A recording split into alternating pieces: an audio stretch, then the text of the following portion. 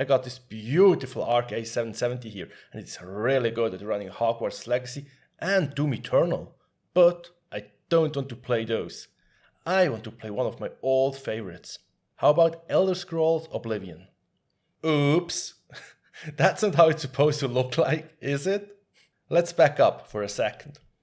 With Intel launched their Arc 700 GPUs, performance in games that use the old DirectX 9 graphics API was embarrassing. Or, to use professional reviewer jargon, it was a shit show. They managed to improve a lot in these popular games with their recent driver updates.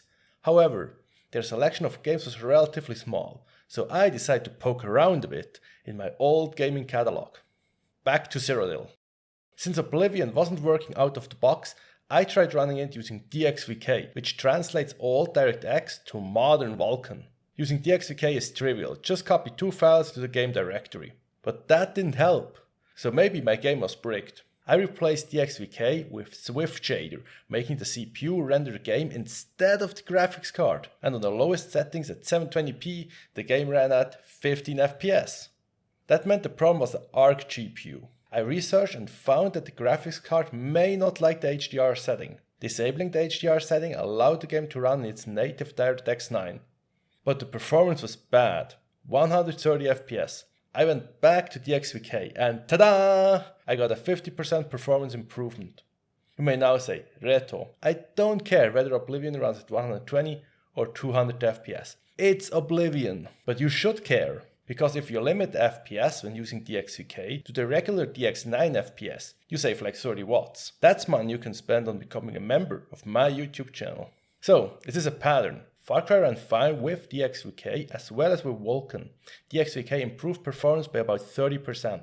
Fallout 3 wouldn't even start up on my machine out of the box, but it did when using DXVK. We hit the 200 FPS cap in the original Splinter Cell. I didn't know it was DirectX 8. Dishonored ran better when using DXVK. I tested a couple more games but observed similar behavior. The bottom line is this: when using the Intel drivers and native DX9, Intel Arc doesn't perform as well as it could. A 50% performance difference is massive. It is justified to call it bad. It sucks. On the other hand, performance in these non-competitive old titles is good enough, so the average user won't notice.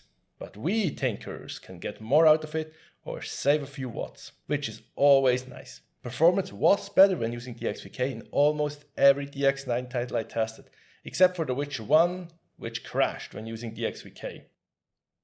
If you want to see my take on Intel Arc in modern games, which can be shaky in DX11 and even DX12, check out this video here.